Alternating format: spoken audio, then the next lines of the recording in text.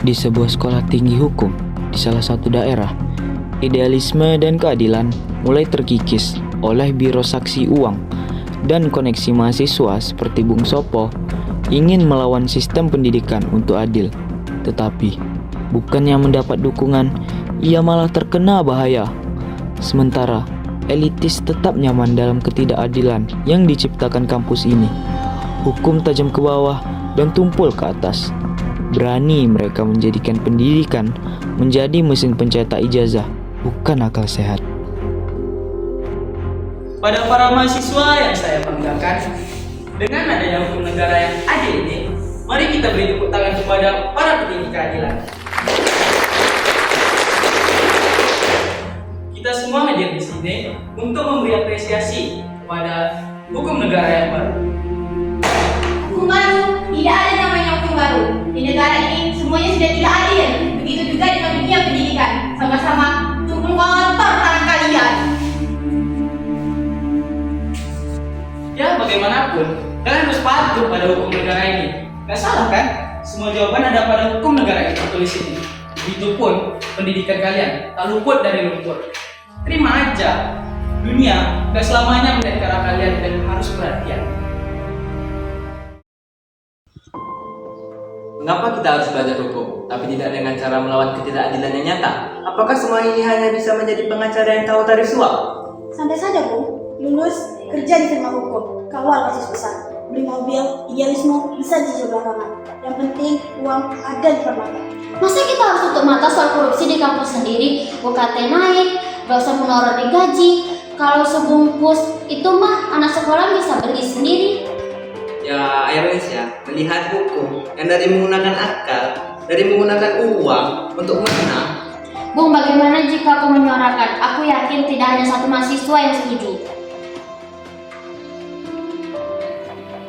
Bung Sopo pun menatap si serba salah. Berpikirlah ia cara memutarbalikkan keadaan dan merebut balik adil yang dinodai para elitis itu. Mulai persidangan. Tidak ada yang tidak bisa di persidangan ini. Yang mulia, saya menyambangi dari mahasiswa agar tidak terjebak idealisme. Saya bantu mereka bekerja di dunia nyata. Bohong, itu dana sebenarnya digunakan untuk membangun villa pribadi Bapak di Bali kan? Orang tua mahasiswa cari duit hanya untuk dikorupsi. Bejat kalian. Diam semua. Semua keputusan kami ialah mutlak. Hukum telah menyertai. Maka dari itu Tuan dinyatakan bebas dan hanya membayar denda sebanyak 3 juta rupiah. Diam semua. Semua keputusan kami ialah mutlak. Hukum telah menyertai. Maka dari itu Tuan dinyatakan bebas dan hanya membayar denda sebanyak 3 juta rupiah. Nggak adil.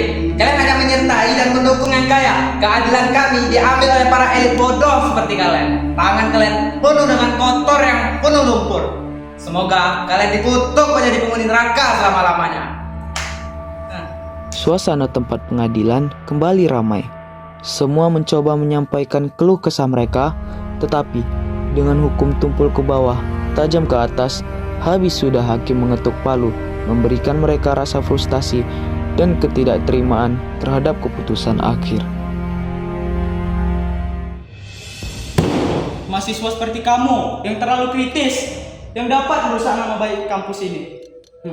Idealisme yang terlalu kawanan itu sungguh menjijikkan.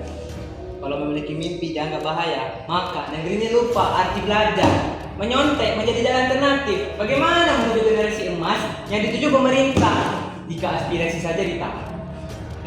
Kamu itu cuma mahasiswa yang gak ada apa-apanya jika tidak diterima. Tapi mulutmu sudah seperti sang pencipta segalanya. Keadilan mana yang menyertai orang 11-12 sama seperti tong kosong yang ini? Saya lebih baik tidak diterima di kampus ini ketimbang berada di tempat yang penuh dengan orang-orang lumpur seperti kalian. Dengan begitu, Bung Sopo memilih untuk drop out dari kampus, menulis buku, dan menyuarakan pendapatnya secara terang-terangan, mencari keadilan yang mengumpat entah di mana. Hukum tak semestinya mengadili yang lemah dan melindungi yang berkuasa. Adil akan jatuh kembali ke tangan yang tepat, pasti.